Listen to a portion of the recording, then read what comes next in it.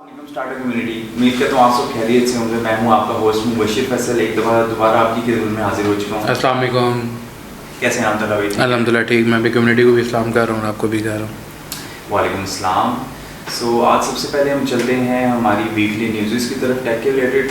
So US markets में बस क्या न्यूज़ आई है? US market pushes Netherlands Japan to limit chip equipment sales to China.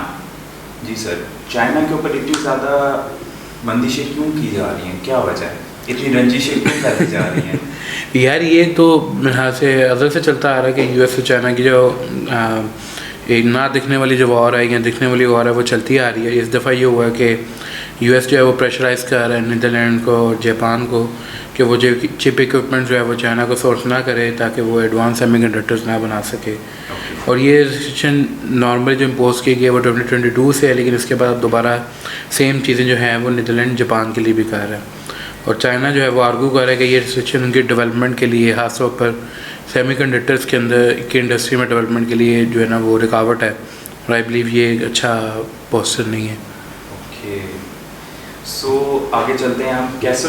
Caspar sky reveals 30% rise in ransomware attacks. जी sir, क्या कहेंगे इसके बारे में? यार हम सबका बहुत अच्छा, बहुत हर दिल अजीज़ एंटीवायरस हमने कभी ना कभी इसको अपने विंडोज़ मशीन में यूटिलाइज़ किया हुआ है। ठीक है, 30% जो है वो रेस आया है इसमें रैंसमवेयर अटैक्स में। इसकी जो मेजर रीज़न ये है कि ग्लोबली जो है वो 30% इंक्रीज़ हुआ 2022 टू 2023 और सेम स्टैट से अभी 2024 तक देखे जा रहे हैं। और जो विक्टिम्स हैं इसके वो 70% तक इंक्रीज़ हो गए हैं ड्यूरिंग द सेम टाइम। और आई बिलीव ये एक अलार्मिंग सिचुएशन है, खासतौर पर जब आप एक विंडोज़ डिवाइस यूज़ कर रहे हैं और उसके अंदर आपका डेटा है, उस डेटा इज़ एवरीथिंग। आज हम अपनी वीकली से पहले भी कोई डिस्कशन कर रहे थे, हम हमारे लिए ये डेटा का कंसर्न है, तो ये सबसे बड़ा इशू आई बिलीव। बिल्कुल ठीक है। सो आगे हम अगली न्यूज़ के ऊपर चलते हैं। अगली न्यूज़ हमारे पास है नया पे की तरफ से। कस्टमर्स को सबसे ज़्यादा डिफ़िकल्टीज जो होती है इंटरनेशनल ट्रांजैक्शंस के ऊपर होती है, लेकिन चाइना की मार्केट के लिए, चाइनीज़ पेमेंट्स के लिए नया पे ने बड़ा ही एक कह लेंगे ऐसा इक़दाम दिखाया है, और वो है कि नया पे पार्टनर्स विद अली पे plus for direct China payments. यार ये तो बड़ी खुशी की बात है, क्योंकि मैं वो ऐसा यूज़र हूँ जो कि चाइना से करता रहता हूँ, ट्रेड करता रहता हूँ। सो वहाँ से अगर कुछ आपने ट्रांजैक्शंस करनी होती हैं बहुत डिफ़िकल्टीज होती हैं। लाइक कभी कभी आपको ट्रांसफ़र रेट बहुत ज़्यादा मिलता है। सो मेरा ख्याल है कि बहुत अच्छा ये एक इक़दाम है। सो क्या कहेंगे आप? पाकिस्तानी मार्केट के लिए बहुत अच्छी न्यूज़ है, ख़ास तौर पर इंपोर्ट एक्सपोर्ट से जो लोग मुंसलिक हैं या जो लोग एक्सेसरीज़ के अंदर प्राइमरीली काम करते हैं, जो ये नया पे की जो पार्टनरशिप अली पे के साथ ये प्राइमरीली छोटे यूज़र्स को अट्रैक्ट करती है जिन्होंने बिलो 500 या $1000 के अंदर कोई ना कोई चीज़ लेनी होती है। It can be small accessory, mobile cover etcetera. और ये जो पार्टनरशिप है नया पे के अली पे के साथ, ये बहुत ज़्यादा जो है वो पॉजिटिव न्यूज़ है हमारी मार्केट के लिए, ख़ास तौर पर इस टाइम के बाद जबकि पाकिस्तानी मार्केट थोड़ा सा आई बिलीव इश्यूज़ का शिकार है। और ये जो पार्टनरशिप है ये डायरेक्ट पेमेंट गेटवेज क्रिएट कर रही है और पॉजिटिव न्यूज़ है। बिल्कुल ठीक है। मेरा आपसे एक पर्सनल क्वेश्चन है, नया पे किस तरह का एक इदारा है? लाइक इसमें हम कितना ट्रस्ट कर सकते हैं? फॉर एग्जांपल मैं अगर आपसे बात करता हूँ, हमारे जितने भी स्टेट बैंक ऑथोराइज बैंक्स हैं उनके ऊपर तो हम विदाउट एनी डाउट ट्रस्ट कर सकते हैं। और जैज़ कैश जितने भी लाइक ये सर्विसेज हैं ये बहुत ज़्यादा एक आप कह लें कि फेमस है, पॉपुलर है। हर लोगों आम लोग जो हैं वो मेरा ख्याल है बैंक से ज़्यादा प्रेफरेंस देते हैं जैज़ कैश और इजी पैसा, ये जितने भी आ चुके हैं हमारे पास वॉलेट बैंक्स जिनको कहेंगे। सो नया पे के बारे में क्या कहेंगे आप? यार मोबाइल पेमेंट गेटवे और मोबाइल वॉलेट है जिसे कहते हैं हम, ये जो भी चीज़ें हों ये हमारे लिए कहीं ना कहीं ज़रूरत के अंदर शामिल होती हैं, जो कि अक्सर जो पोर्टल्स हैं हम अपने प्राइमरी कार्ड्स नहीं लगा सकते ड्यू टू सर्टेन रीजंस, तो हमें मोबाइल वॉलेट कार्ड्स की ही ज़रूरत पड़ती है। इसके अंदर सादा पे वन ऑफ माई फेवरेट, क्योंकि इसकी ट्रांजैक्शन रेट बहुत अच्छा है। इसके अलावा इसके अंदर डॉलर अकाउंट है, तो हमें अगर कोई छोटी सी पेमेंट मंगवानी है तो हम बजाय पेनियर या वाइस के अंदर या स्ट्राइप के अंदर मंगवाने के लिए, क्योंकि पेपाल अनफॉर्चुनेटली हम नहीं यूज़ कर सकते, तो हम फिर वो वाइस इसको सादा पे को यूज़ कर रहे थे। तो इसी तरह नया पे की जो सर्विस है ये भी समहाउ एक मोबाइल वॉलेट है, और ये भी उन लोगों के लिए यूटिलिटी है जिनका सादा पे प्राइमरी है मतलब जिनका मोबाइल उसका कन्वेंशनल बैंक अकाउंट नहीं है तो वो सादा पे को प्राइमरी रखते हैं, और इस तरह के जो उससे थोड़े से सब्सिडी है। अभी नया पे को काफ़ी टाइम चाहिए ज़्यादा मार्केट पेनिट्रेट करने के लिए, लेकिन हाँ अभी भी इसके काफ़ी ज़्यादा यूज़र्स हैं, लोग यूज़ कर रहे हैं, मतलब कि हम आल्सो यूजिंग इट। ओके, सो इसी से रिलेटेड मेरा एक और आपसे क्वेश्चन है, एप्पल पे और गूगल पे कब पाकिस्तान में आ रहा है? हालांकि जो कि इंतहाई कन्वीनियंट वे ट्रांजैक्शन जो होगा ना वो आपके ये सेल फोन डिवाइसेस होते हैं। सो कितना इंसान हो जाए कि मैं यहाँ से तला पे को यूँ करूँ, टैप करूँ और मेरी पेमेंट्स हो जाएँ, ट्रांजेक्शन्स हो जाएँ। सो क्या रिस्ट्रिक्शंस हैं, क्यों नहीं अभी तक आ पा रही हैं? यार हमारे इकोनॉमिक क्राइसिस इस तरह के हैं कि कोई भी जो बड़ा पेमेंट गेटवे है, हम हर बार सुनते हैं, हर बार बात आती है कि पेपाल पाकिस्तान में आ रहा है, पेपाल आ रहा है, पेपाल आ रहा है, फिर पता चलता है वो उनकी आपस में कोई पार्टनरशिप हो जाती है। पेनियर के साथ लास्ट टाइम इनकी हुई थी, और वो भी अब बबल था, वो बर्स्ट हो गए।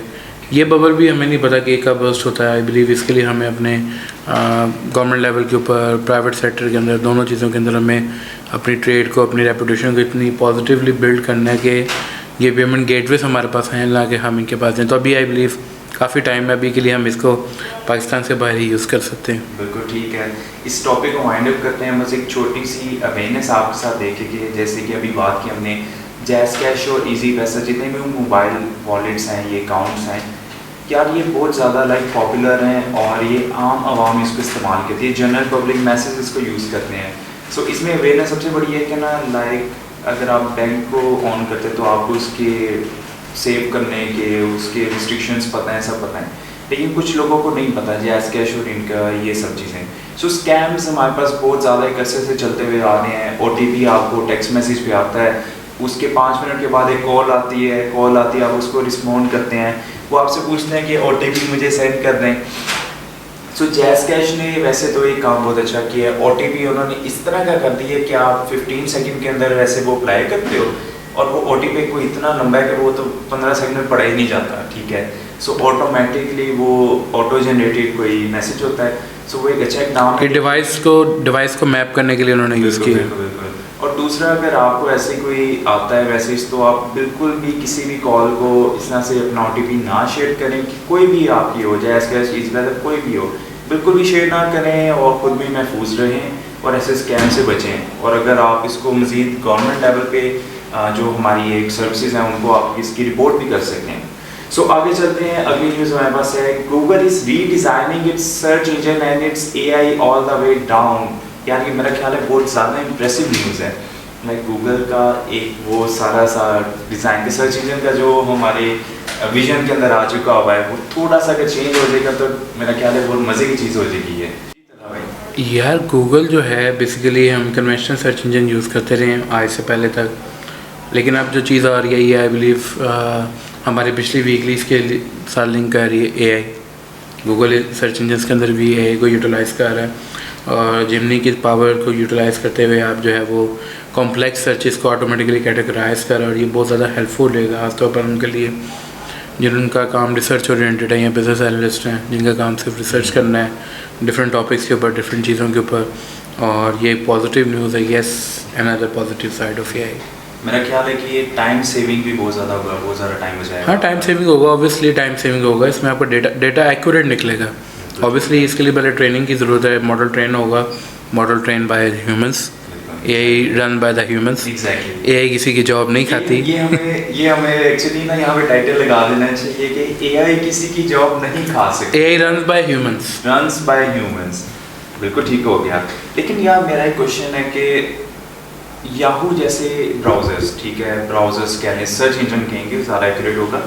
सो याहू के साथ ऐसा क्या हो गया? आखिर वो भी जो इतना जाइंट था, वो कहते हैं ना बड़ी मछली थी यार, तो उस बड़ी मछली को कौन निकल गया? क्या हुआ ऐसा? अगर हिस्ट्री में थोड़ा सा टाइम के साथ मैं सॉरी आपको मैं आंसर पहले करना चाहूँगा। जी श्योर। छोटा सा स्क्वीज़ आंसर है, टाइम के साथ अपने आप को इवॉल्व नहीं करेंगे तो हर चीज़ ख़राब हो जाएगी। बिल्कुल ऐसे ही, बिल्कुल ठीक कहा आपने। ये चीज़ आप नोकिया पे अप्लाई कर लेंगे, ये चीज़ आप याहू पे अप्लाई कर लेंगे, ये चीज़ आप किसी भी चीज़ पे, इवन दो कि किसी टेक्नोलॉजी पे अप्लाई कर लें, किसी ह्यूमन पे अप्लाई कर लें, किसी पर्सनैलिटी पे अप्लाई कर लें, हर चीज़ के ऊपर एक ही चीज़ है, टाइम के साथ इवॉल्व नहीं करेंगे तो ख़त्म हो जाएंगे। बिल्कुल ठीक आपने कहा। मैं इसमें बस थोड़ा सा ऐड ऑन करूँगा, थोड़ा सा हिस्ट्री के ऊपर ले जाऊँगा। सो याहू के साथ ऐसा वाक़या हुआ कि गूगल एक सर्च इंजन बना और वो ऑफ़र लेके आया याहू के पास। सो याहू ने लाइव उसको बहुत ज़्यादा मजाक में लेके बहुत ही एक हल्की सी अमाउंट में उसने कहा कि चलो ठीक है, लाइक बहुत ज़्यादा इजी ले लिया उसने गूगल को। एक दफ़ा ऑफ़र आई, उसने रिजेक्ट कर दिया, थोड़े से लाइक डॉलर्स के ऊपर बात रुक गई। अगेन कुछ सालों के बाद गूगल के अंदर बूम आ गया, बहुत ज़्यादा उसके अंदर पॉपुलैरिटी आ गई और जितने भी बड़े स्पॉन्सर्स थे वो गूगल से जाके मिलना शुरू हो गए, याहू का रास्ता छोड़ते गए। सो आगे क्या हुआ, गूगल ने दोबारा से उसको शायद भी फंडिंग की ज़रूरत थी, क्या था। सो उन्होंने दोबारा से अप्रोच किया याहू को और उस टाइम पे वो 10 टाइम्स ज़्यादा अमाउंट मांग रहे थे याहू से, जो उन्होंने back in like 10 years before या 5 year, I don't know exact. So वो उन्होंने ऑफर किया था 10 ईयर्स। सो याहू ने दोबारा से उसको रिफ्यूज़ कर दिया फ्यू डॉलर्स के पीछे। आई डोंट नो, शायद वो कुछ इगोइस्टिक चल रहे थे उस टाइम पे, लेकिन मैं सोचता हूँ अगर याहू ने उस टाइम वो ऑफ़र एक्सेप्ट कर ली होती तो आज सबसे बड़ा सर्च इंजन और सर्च ब्राउज़र हमारे पास याहू भी होता। सो कोई बात नहीं, चलते हैं अगली न्यूज़ के ऊपर। अगली न्यूज़, क्योंकि ऐसा हो नहीं सकता, एक एआई की न्यूज़ है और एक इलॉन मस्क। इलॉन मस्क अगर सुर्खियों में ना रहे तो मेरा ख्याल है इलॉन मस्क को शायद रात को नींद नहीं आती होगी। Elon Musk AI company building super computers with Dell's help. Wow, super computer with Dell's help. यार डेल के लैपटॉप अभी भी चलते हैं, बहुत ज़्यादा मार्केट में और बहुत ज़्यादा वेरिएशंस भी लेके आ रहे हैं, लेकिन कुछ अरसे से हम सिर्फ लाइक आप हमारे सामने देख रहे होंगे पीसीस, सो मैक के ऊपर आ रहे हैं लोग या विंडोज़ में ज़्यादातर सर्फेसिस के ऊपर आते हैं। अगर डेल की तरफ से डेल के साथ मिलके इलॉन मस्क अगर कुछ लेके आ रहा तो वो मैं कहता हूँ सुपर डुपर कंप्यूटर होगा। यह कंपोनेंट्स जैसे आपने बात की, हमारे गैजेट्स जो भी हों, आप भी इस में भी यूज़ कर रहे हैं, ये जितने भी गैजेट्स हैं ये कहीं ना कहीं यूटिलिटीज़ जो हैं ये अपने पेरेंट्स की ही यूज़ करते हैं। पेरेंट्स मतलब HP एंड डेल, ठीक है, क्योंकि जितने भी कंप्यूटर्स हैं, कंपोनेंट्स, जितने भी मोबाइल डिवाइसेस के कंपोनेंट्स हैं, ये ज़्यादातर लोग पेरेंट्स के ही यूज़ कर रहे हैं। और एलन मस्क XAI कंपनी जो है ये बेसिकली ग्रुप को, जिनका चैटबॉट है, उसको इन्हांस कर रही है। इसके लिए इनको डेल टेक्नोलॉजीज़ के सुपर कंप्यूटर्स चाहिए, इन्होंने पूरे रैक्स बाय किए हैं ताकि मॉडल को ट्रेन कर सकें और ज़्यादा एफिशिएंट तरीके से बना सकें। और मस्क जो है, एलन मस्क जो है, वो होप कर रहा है कि सुपर कंप्यूटर जो है ये 2025 के अंदर जो है वो फॉल तक जो है वो अप्लाई हो जाएंगे और वो इसको, इस मॉडल को ट्रेन करने के लिए ज़्यादा अच्छे तरीके से यूज़ कर सकेंगे। That's really good and impressive. So अगली न्यूज़ हमारे पास है, अगली न्यूज़ थ्रेड्स की तरफ से है। थ्रेड्स में आपको बताता चलूँ जो कि मेटा की तरफ से है, ठीक है क्या।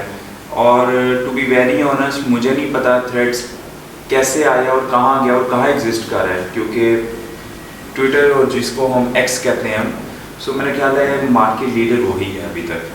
सो Threads finally launches its API for developers. So क्या कहेंगे डेवलपर्स, बीइंग ए डेवलपर आप क्या कहेंगे, आप इस मार्केट से एफिलिएटेड हैं, इस मार्केट में रहते हैं, क्या कहेंगे, कितनी बड़ी न्यूज़ है ये?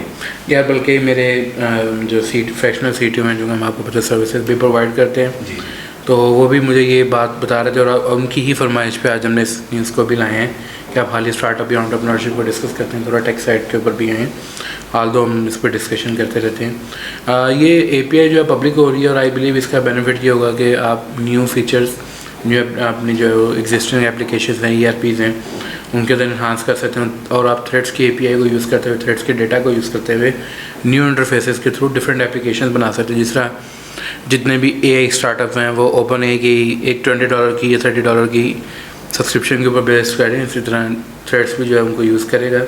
और आई बिलीव ये e-कॉमर्स या CRMs के लिए ज़्यादा बेनिफिशियल होगा, क्योंकि ये सारा का सारा टेक्सचुअल बेस्ड डेटा के ऊपर बेस करता है। Alright, very well. सो आज की न्यूज़ हमारे पास यहाँ पे एंड होती है, लेकिन एंड पे मैं आपको अपनी स्टार्टअप कम्युनिटी के बारे में थोड़ा सा बताना चाहूँगा विद एक्सपर्ट ओपिनियन, क्योंकि हमारे पास बहुत ज़्यादा कमेंट्स आ गए हैं। लाइक हमारे जो ग्रुप्स हैं, मैं आपको दोबारा से रिमाइंड करवाता चलूँ, हमारा फेसबुक का ग्रुप है जिसके अंदर बहुत ज़्यादा कम्युनिटी है, बहुत ज़्यादा फाउंडर्स वहाँ पे आते हैं, नए स्टार्टअप्स आते हैं, आपस में डिस्कशन करते हैं। एक बहुत अच्छी फ्रेंडली कम्युनिटी है जहाँ पे लोग बहुत ज़्यादा सीखते भी हैं और सिखाते भी हैं। सो स्टार्टअपर्स उस कम्युनिटी का नाम है, और स्टार्टअपर्स कम्युनिटी में हमारा बहुत ज़्यादा ये आप लोगों ने इसको अप्रिशिएट किया है, इसके लिए बहुत ज़्यादा शुक्रगुजार हूँ आपका। सो सबसे ज़्यादा क्वेश्चंस आ रहे हैं कि बेसिकली इस कम्युनिटी को आप थोड़ा सा इलेबरेट और करें, लाइक एक एक्सपर्ट बंदा करेगा तो वो ज़्यादा परफेक्ट हो जाएगा। Sir startup basically CSR initiative of TF business solutions, जो लोग TF बिजनेस सॉल्यूशन से वाकिफ़ हैं, we are service provider based on the consultation, based on resources, staff augmentation, जिसमें हमारा फ्रेशनल CTO, फ्रेशनल CMO, ठीक है, फ्रेशनल SDR, BDR और फाउंडर्स सेल्स ट्रेनिंग। सेल्स हर टेक कंपनी का एक इशू है आजकल, तो ये इसका CSR इनिशिएटिव है स्टार्टअप, जिसके अंदर हम डिफरेंट फाउंडर्स को ही आपस में नेटवर्किंग करवाते हैं। वो अपने प्रॉब्लम्स भी सॉल्व कर रहे होते हैं, और आल्दो आपको पता है बिज़नेस हो या नॉलेज हो वो बांटने से बढ़ती है। तो जितने भी हमारे फाउंडर्स हैं, खासतौर पर फाउंडर्स, हमारा जो फोकस है वो फाउंडर्स और बिजनेस डेवलपमेंट कंसल्टेंट्स हैं। वो हमारे group WhatsApp community, Facebook community, Discord community का पार्ट है, जहाँ पे वो आपस में नेटवर्किंग करते हैं, डिस्कशंस करते हैं। हमारे बाई वीकली और समहाउ मंथली सेमिनार्स भी होते हैं इसके अंदर, और हम डिफरेंट इवेंट्स भी कंडक्ट करते हैं। बल्कि हमारा एक ग्रैंड इवेंट आ रहा है 23rd, वो नहीं बोलना था, चलिए अब अगस्त और समथिंग के अंदर एक इवेंट आ रहा है। चलिए डेट 23rd नहीं होगी, 12 जून, अभी मैंने रिवील कर दी है, डेट अब चेंज होगी। चलिए ठीक हो गया, हम अगस्त के मेगा इवेंट का वेट करेंगे इंशाल्लाह, और सारी स्टार्टअप कम्युनिटी मुझे उम्मीद है वहाँ पे ज़रूर पार्टिसिपेट करेगी और अपने रोल को ज़रूर अदा करेगी, अपना जितना भी उनका पार्ट होगा उसको प्ले करेगी। सो आज का हम स्टार्टअप वीकली यहीं पे एंड करते हैं, और एंड पे एक पब्लिक सर्विस मैसेज आप देना चाहेंगे? जी, पब्लिक सर्विस मैसेज यार बेसिकली आज के लिए भी मेरा यही है कि अब जिस तरह हम लोग जब पे ड्राइव कर रहे होते हैं, हम देख रखेंगे बैगर्स उसके अंदर काफ़ी ज़्यादा मतलब होते हैं। एक तो हमें उनका ख्याल करना चाहिए, खासतौर पर ऐसे मजबूर बैगर्स जो कि स्क्रॉलिंग कर रहे होते हैं ओवर द रोड साइड। तो जब सिग्नल आपका ओपन होता है तो एकदम भागने की नहीं करनी चाहिए, एटलीस्ट उनको देखना चाहिए कि वो कोई उनका कोई बॉडी पार्ट, हाथ या टांग ना आ रही हो। तो ये एक सबसे बड़ा इशू है, मैंने 2-3 दिन में फेस किया है ईद हॉलीडेज़ के अंदर, खास तौर पर जब सब लोग भागने की करते हैं। तो आई बिलीव इसके ऊपर हम सबको मिलके, मुझे, आपको, हमारी कम्युनिटी को, सबको मिलके इस पर काम करना है। बिल्कुल ठीक है, हमें दूसरों का ख्याल रखना चाहिए और किस्सा मुख्तसिर खुद भी किसी को तकलीफ नहीं देनी चाहिए, और अपना भी ख्याल रखें, अपने गिरदवान लोगों के ख्याल रखें। और एक हफ़्ता हो चुका है ईद को गुजरे हुए, और अल्हम्दुलिल्लाह माशाल्लाह हमारा लाहौर बहुत साफ़ सुथरा चल रहा है, जो कि मैंने खुद ऑब्ज़र्व किया है। और मैं आपको यही कहूँगा, ये रिक्वेस्ट करूँगा कि आप इस लाहौर को साफ़ सुथरा ही रखें, सिर्फ ईद के ऊपर नहीं, ईद के बाद भी इसको साफ़ सुथरा रखें। अगर आप नॉर्थ पे जाते हैं, वहाँ पर ट्रैवल करते हैं, उसको भी साफ़ सुथरा रखें। सो आज के वीडियो में एंड करते हैं, और मुझे इजाज़त दें, मैं आपका मेज़बान हूँ बशीर फैसल। मिलते हैं इंशाल्लाह अगले वीकली में इसी एतमाद के साथ कि आप बहुत ज़्यादा अपना ख्याल रखेंगे। अल्लाह हाफ़िज़, पाकिस्तान जिंदाबाद। Thanks so much.